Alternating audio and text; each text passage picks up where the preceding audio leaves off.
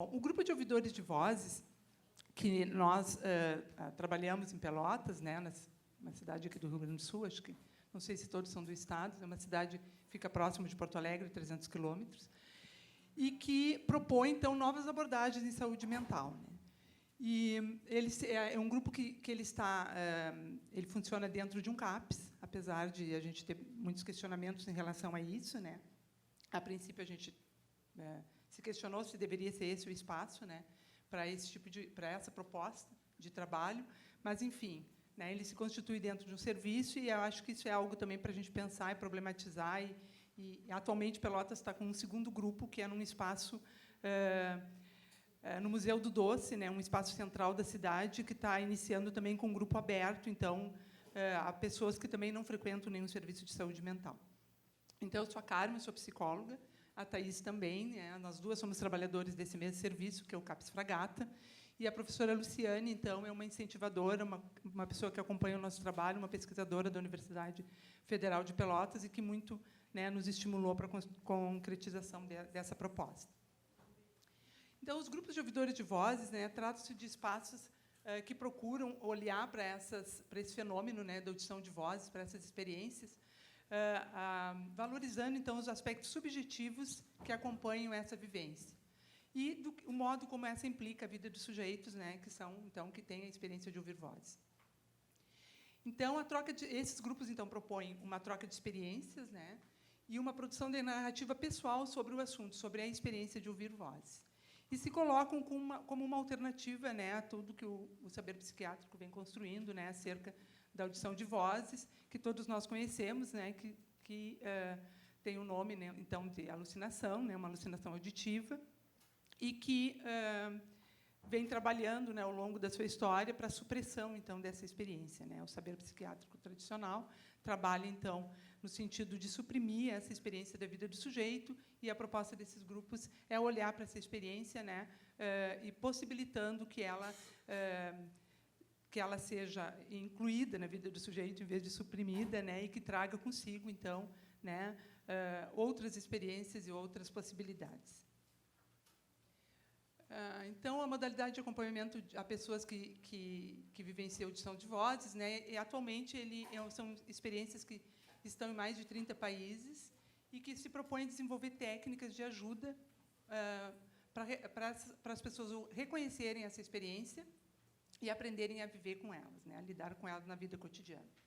E é uma abordagem, assim, desafiadora e inovadora, né, para todos nós que temos uma formação, né, na área da saúde, né, e que sempre entendemos que deveria ser algo com a qual a gente deveria, então, se opor, né, ter uma ação de oposição. Essas abordagens, elas não são desenvolvidas só por profissionais.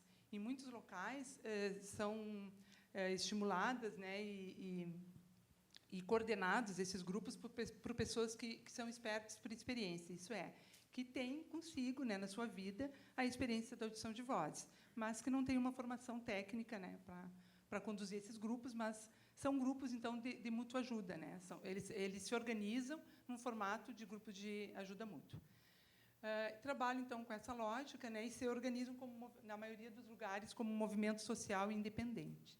No nosso caso, é dentro de um serviço público, né, mas vem com toda essa abordagem, né, de ser possível trabalhar desse modo em qualquer lugar. Então, abordar as vozes, então, quanto uma experiência singular e não necessariamente como um sintoma de doença. É um movimento que surgiu na Holanda, na década de 80, e que ele se inspira no trabalho, então, de um psiquiatra chamado Marius Romme e de sua paciente, Pets. Então, eles ambos, né, construíram primeiras abordagens acerca da audição de vozes que fogem a toda uma proposta na lógica psiquiátrica. E isso aconteceu porque a Pets vinha com repetidas surtos, né, assim, crises, a partir que eram desencadeados pela audição de vozes. Então, ela fez inúmeros tratamentos, e não se sentia bem, não conseguia viver bem, apesar, né, do uso intenso de medicação e de abordagens, né, psicoterápicas. Então, ele já não sabendo mais o que fazer, e ela ouvia muitas vozes de comando que mandavam com que ela tirasse sua vida, né, ou se mutilasse, né. Então ele já não sabendo mais o que fazer e com temor, né, de que ela concretizasse então aquilo que eu via, ele propõe que ela lesse um livro que chama As Origens da Consciência e a Repartição da Mente Bicameral. Esse é um livro bastante questionado, que é de um psicólogo americano, que é Julian Jaynes, e ele trata de que a mente humana estaria dividida entre uma parte racional e uma parte divina, uma parte humana e uma parte divina. E que, então, nós trabalharíamos com conteúdos que viriam de uma parte da nossa mente que não estava sob a nossa gerência, sob o nosso comando, que era uma parte que era estimulada por vozes divinas. E que, então, quem tinha capacidade de ouvir essas vozes tinha um dom. Bom, isso fez com que a Petsy ganhasse uma nova vida, né, ganhasse um fôlego e imaginasse, então, que ela não precisaria, que aquelas vozes teriam uma outra função na vida dela, que não acabar com a vida dela e que ela poderia, então, repensar, né, então, o que estava acontecendo, né, com aquilo que ela escutava, o que queria dizer, que sentido tinha. Então, eles começam a trabalhar sobre esses conteúdos que ela vem produzindo, e eles participam, então, de um evento, participam de um programa de televisão na Holanda e fazem um chamamento, que pessoas que ouvem vozes ligassem para aquele canal de televisão. E inúmeras, foram em torno de 700 pessoas que ligaram na mesma hora. Então, eles viram que esse era um fenômeno bastante comum e presente na vida das pessoas, só que as pessoas pouco podiam falar sobre isso. Então, aí inicia-se um trabalho, né, com grupos sempre em espaços abertos para compartilhar essas experiências.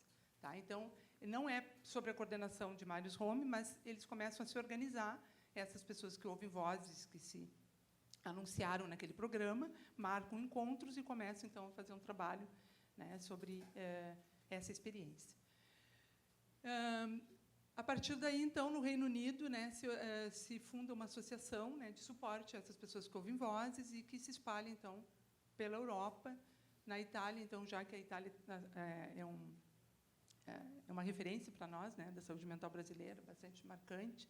Então, eu trago aqui o dado que ela se organiza em 2011, então, na Itália, e que tem uma associação que chama Noi Lavote. E agora tem mais uma, né, que é Sentire Lavote. Então, são duas associações, né, na Itália, que trabalham com essas experiências. Então, no Brasil, os primeiros trabalhos são bastante recentes. Atualmente, eu peguei esse dado já de 29 grupos essa semana, porque vem atualizando, tem um censo aberto na internet, né, numa rede social, uma rede de pessoas que são ouvidores de vozes e que trabalham com esse assunto, e que faz um censo, né, é isso que a gente se inscreve. Então, atualmente, tem 29 grupos no Brasil inscritos nessa rede, e eles estão nesses estados aí que eu trago, então, que eu não vou citar todos. Já tenho vários, então, em vários estados do Brasil. Eu estou correndo um pouquinho, por isso estou me atrapalhando, porque, como tem pouco tempo, ele está planejado para quase uma hora, então... eu quero dar uma corrida para... Bom, então, assim, a experiência também no Brasil passa, né, por maiores estudos e produções acerca desse assunto, e que vem contribuindo, então, para que outros profissionais possam abordar essa temática, né, e possam pensar sobre esse assunto de um outro modo, a partir de encontros como esse, que nós temos aqui hoje. E, na nossa cidade, em especial, a gente tem um grupo de pesquisa, né, na Universidade Federal de Pelotas, na Faculdade de Enfermagem, que vem se dedicando, então, a pesquisar a esse fenômeno, né, de como quais são as características, fazer um censo, né, um censo de perfil de usuários que ouvem vozes e conhecer a experiência desses usuários. Então, essa é uma pesquisa que a professora Luciane Kantorski está à frente, e o grupo que a gente pertence também, que eu, a Thais, a Tília, que está também, né, na plateia, viemos nos dedicando, então, a estudar.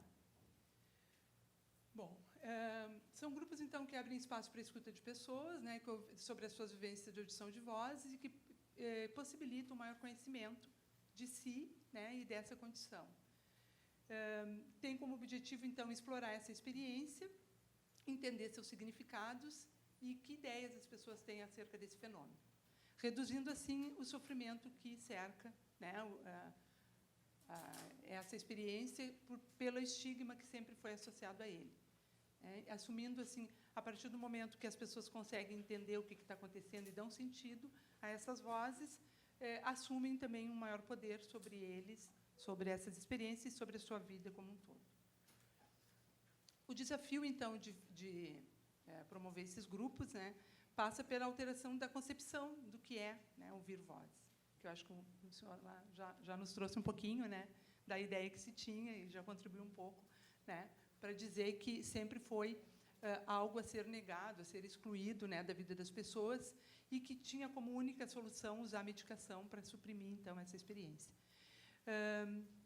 Então, o desafio é fazer contato, então, com essa experiência, com essas vozes, conhecer seus significados e desenvolvendo, assim, estratégias para viver e enfrentar, né,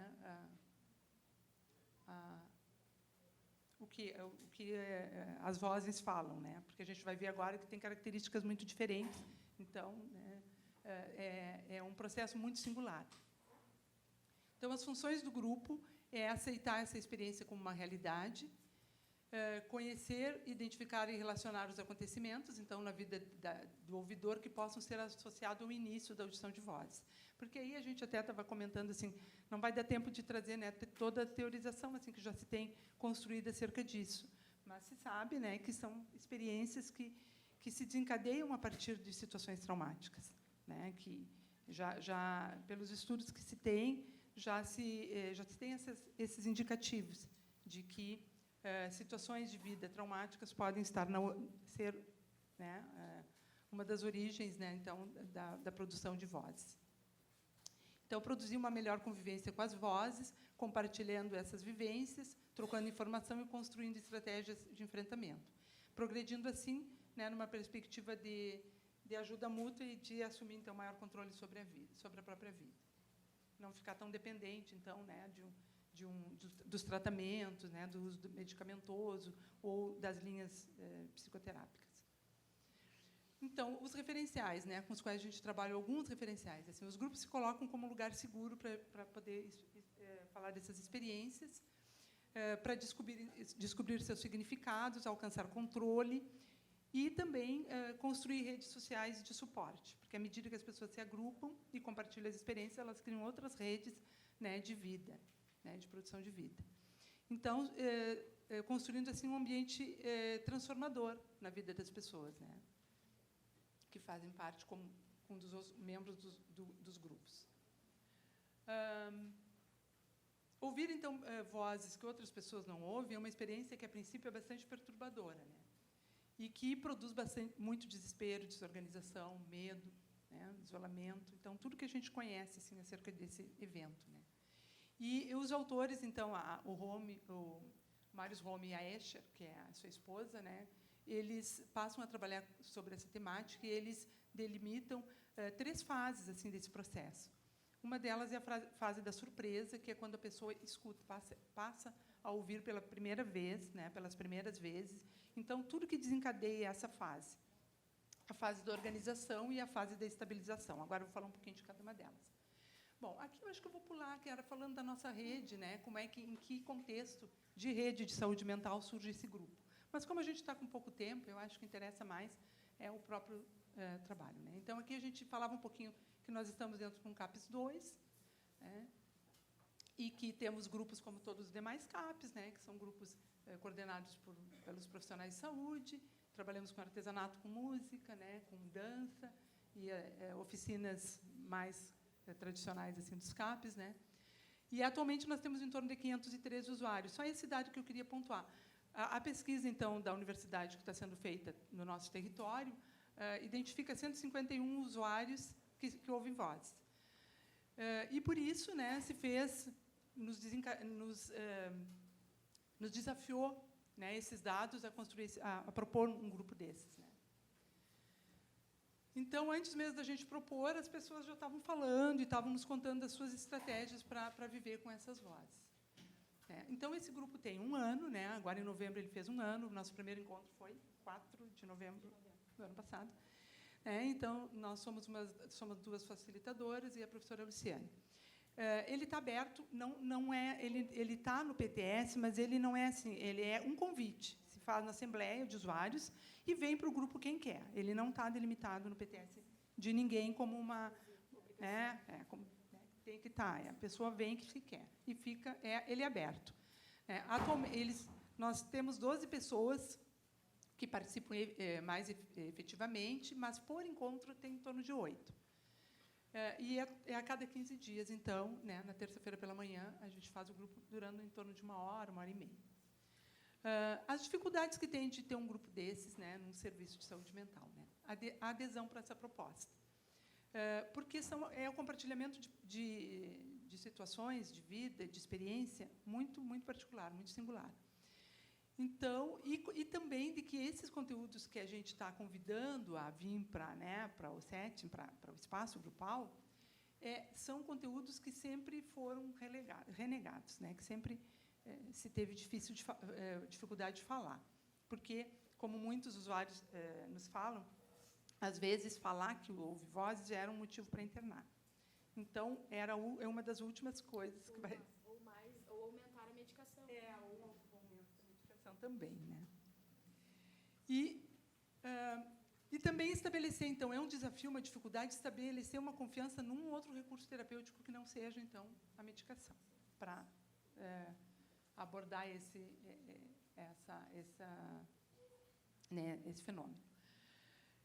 Então, outra dificuldade é desenvolver relações de suporte, considerando, então, as diferenças individuais em relação à compreensão do processo. Nós temos pessoas assim que têm uma história de vida assim de muitas internações, pessoas que têm um funcionamento bastante, já diríamos, na linguagem mais técnica, bem regressivos, alguns têm dificuldade de se expressar, de falar e de botar em palavras aquilo que estão sentindo. Aos poucos, ao longo desse 1 ano, já está mais fluente.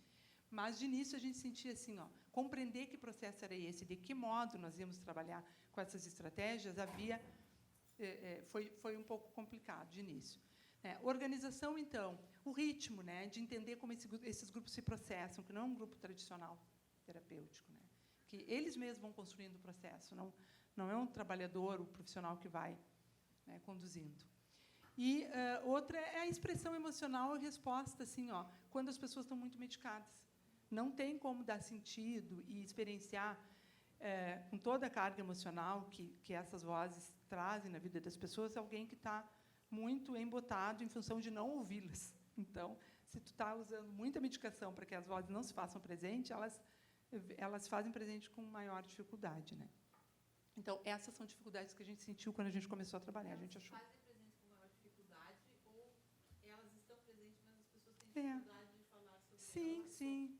E também assim cortada, assim, tipo o processo do que nos referem quando não usavam a medicação e a produção, porque a medicação tem um efeito, Sim. Então, assim, eles sempre falam no antes e no agora, no antes e no agora. Então, a gente vai vendo antes de entrar no circuito psiquiátrico, de fazer uso. E agora, assim, a gente vai ter essa experiência desse outro grupo que está acontecendo em Pelotas, que eu pretendo participar também, como participante, só assim. Que vai acontecer no centro da cidade, que vai ser um grupo aberto para toda a cidade.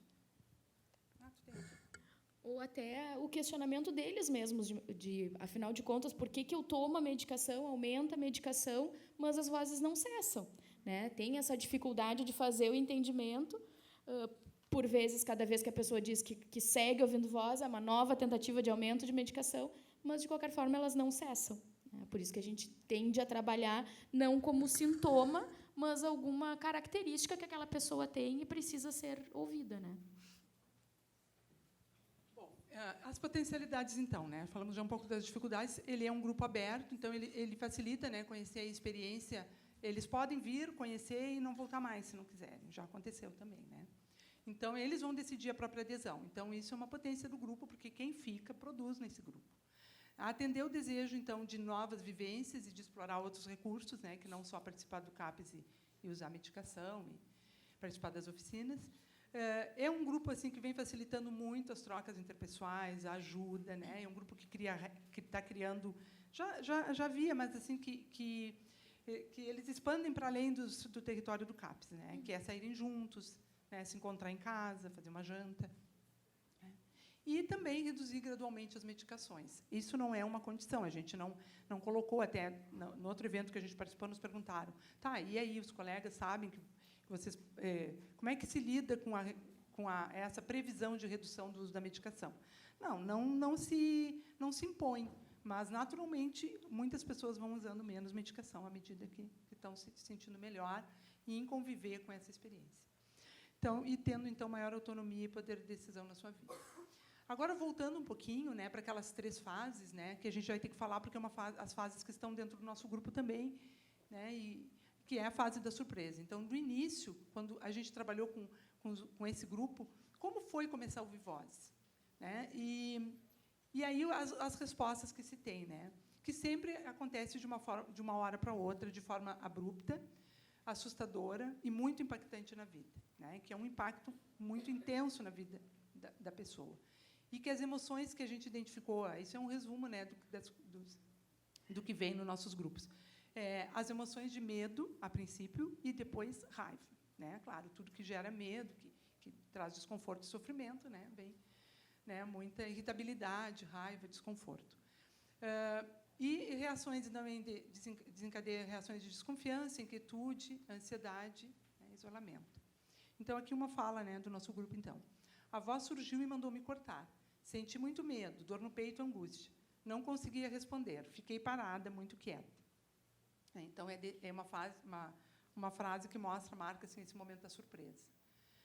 Outra etapa do processo, que é onde a gente mais agora, né, vem trabalhando, que é a fase de organização. Nessa fase de organização, os autores nos sugerem trabalhar com um processo de caracterizar as vozes, fazendo a identificação das mesmas e propondo uma comunicação do usuário com as suas vozes. Conhecer a história de vida, né, das pessoas e fatos que possam ter sido um gatilho, né, que possam ter funcionado como um gatilho para a audição das vozes. Então, o nosso grupo vem indicando assim, a predominância de vozes de chamado, né, que é chamar o nome, vai e não tem ninguém, chamar e não tem ninguém. Vozes de comando, ameaçadoras, vozes de aviso, tipo, né, te cuida, vai acontecer isso, te cuida. Tá? E ruídos. Né? Muitas pessoas escutam só barulhos, não escutam vozes. Tem uma pessoa que participa do nosso grupo que ela escuta só sons, tipo de metal, coisas caindo, né? Mas ela não escuta vozes. Isso acho que é importante também de trazer, que no grupo tem uma das pessoas que participa, que traz isso, não só a presença de vozes, né? Mas os vultos, né? 2 pessoas, na verdade, agora lembrei. Então, vultos ou presenças, né? Que sentem. A gente não tem trabalhado só a questão da escuta de vozes de fato, mas tem uma das pessoas que vem imagens, e aí quer trabalhar o que seriam aquelas imagens, os ruídos, os vultos. Então, é todo o simbolismo dessas coisas que as pessoas apresentam, né? De coisas que outras pessoas não veem, que eles mesmos dizem. Pede para a filha ir lá, vai lá, olha no portão, tem alguém chamando mesmo? Então, sempre pedem para alguém verificar se isso é uma coisa que só eles estão escutando ou vendo. Então, não é só a questão das vozes, mas qualquer outra manifestação diferente que as outras pessoas não percebam, né? Sim. Oi.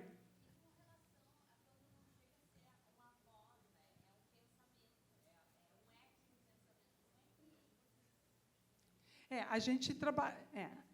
Nessa caracterização, nessa fase, assim, a gente ouviu muito isso. Assim. Às vezes, não é o som, aí a gente tenta fazer essa diferença. Né? Mas também se trabalha, claro, as pessoas trazem e vão compartilhar também a coisa da ideia, né? De ter uma ideia diferente, uma ideia que invade, exatamente, mas que não é um som. Aí a gente vai fazendo toda essa... Também é possibilitado se falar no grupo, óbvio.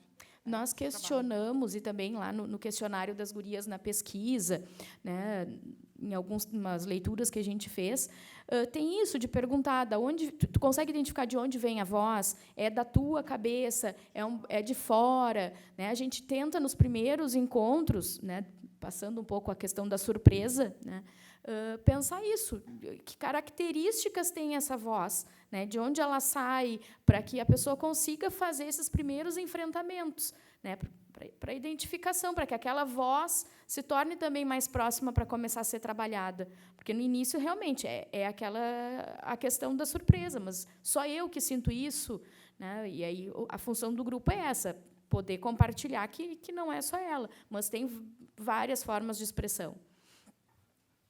Bom, então, nós temos também a presença, né, das vozes de apoio e de estímulo, né, que é uma voz bem-vinda e que tem usuários do nosso grupo que dizem, já ouvimos, né, não faço nada sem a minha voz, né, então eu preciso dela.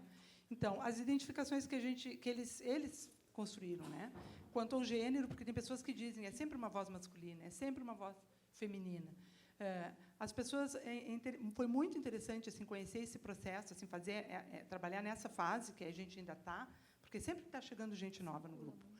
E eu vi assim dizer que tem tantos anos a voz que fala comigo. Nós temos um usuário que ele tem uma voz, tem uma criança, um adulto e um velho.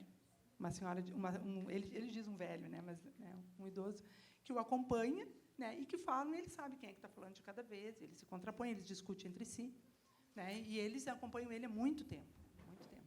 Assim como tem um usuário que carrega com ele a certeza de que é a mãe falecida, a esposa falecida. Então, alguns conseguem dar esse cunho de identificação para suas vozes também. E aí, então, tem muito material para trabalhar, né? Assim, a gente tem muita coisa. Então, algumas vozes, assim, ó. A voz que escuto, acho que pode ser da minha mãe, da minha esposa, né, que é o que a Thaís está trazendo. Não sei quem é, mas é uma voz de homem. Isso aqui só para mostrar como é que a gente trabalha nessa fase. Se tivesse mais tempo, né, a gente ia um pouquinho mais. Escuto alguém chamando meu nome, vou na porta, não tem ninguém. Escuta muitas vozes, não uma só. É esse rapaz que escuta muitas vozes, elas falam entre si, às vezes deixam ele excluído, né? Como ele diz, eu escuto a conversa, mas não é comigo, né? Tem uma usuária que fala muito assim que é sempre os vizinhos, ela atribui, mas ela olha, não tem ninguém por perto que seja, né, que possa estar falando, então ela diz que entende que é uma voz, mas ela reconhece a voz dos vizinhos dela.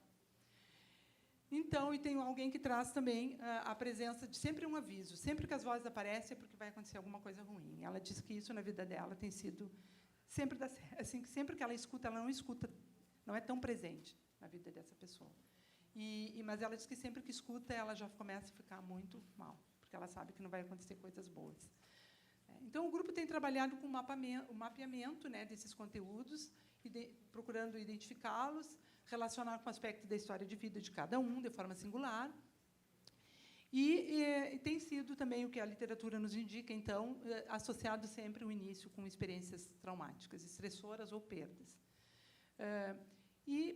Partimos, então, né, depois dessa fase, né, na caracterização, de traçar estratégias. Então, como é que eles vêm enfrentando? Como eles costumam fazer? Então, ouvindo música, executando rituais, aproximando-se de outras pessoas. Isso eles nos trazem assim como são estratégias de cada um criadas para lidar, né, com essa situação. E, segundo a literatura, essas são os modos de enfrentamento menos eficazes, porque quando não se dá ouvido à voz, ela vai se fazer ouvir. Então, fugindo, ouvindo música, né, ou fazendo coisas que impeçam de ouvir, ela vai estar sempre tensionando mais a pessoa a escutar. Então, aqui algumas falas também, né, dizendo disso, né, e tem uma usuária nossa que ela se mutilou muito já, tem os braços bastante machucados, cortados. Então, ela disse que nunca assim ela fazia aquilo com uma ideação de morte. Não, ela não queria morrer. Por isso que a fala que o Ricardo trouxe no início, quando a gente ouve assim, uma tentativa de suicídio, é sempre, né, depressão. Né? A gente vê também situações assim como dessa moça que ela se corta, porque manda, né? Porque a voz manda, não que ela queira. Né? Agora não se corta. Como um alívio de sofrimento, mais, né? Bom, e então é isso, né? Outros deixam falar até que param, né? Que é uma coisa bastante interessante para nós, porque a gente entende que, né, daí parte o nosso caminho, né? Então, as estratégias que o grupo está propondo. Então, a gente escreveu o que escuta para trabalhar o conteúdo expresso pelas vozes. Então, alguns usuários preferem escrever e nos trazer escrito, porque na hora que estão ouvindo, depois aquilo foge. Então, quando chega no grupo, algumas coisas já passaram, então eles escreveram. Os resultados, né? Para nós, então, enquanto serviço, assim, e com o grupo, né? O que a gente percebe, assim, pode avaliar após um ano? Que é uma experiência que vem enfrentando, então, o preconceito e o estigma, né, que cerca essa experiência.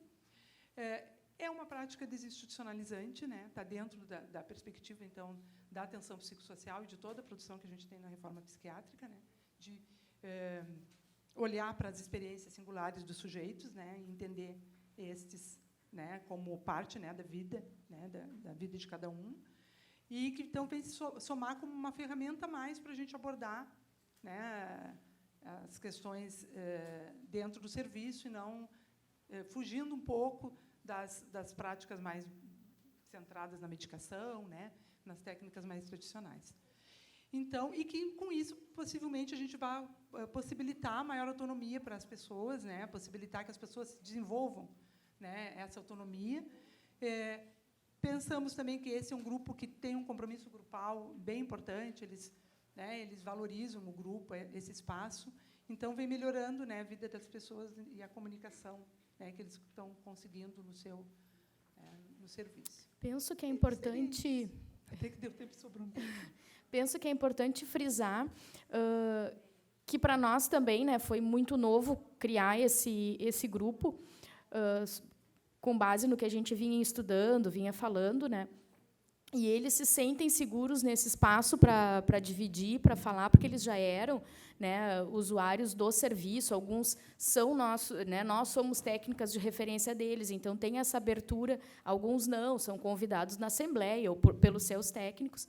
Então, também, para nós, né, Carmen, não foi muito fácil iniciar, porque nem todos os profissionais trabalham com essa temática. Então, a gente também tem que fazer um pouco dessa sensibilização, né, com os outros profissionais, de não tratar como sintoma, né, até a expressão, né, do ouvir vozes e não as alucinações auditivas e visuais. Então, é um trabalho de formiguinha também da equipe, da gente, né, com os outros trabalhadores. Então, acho que está sendo um trabalho rico, assim, né, inicialmente, porque eles também se sentem seguros no local CAPS para abordar essa temática, né.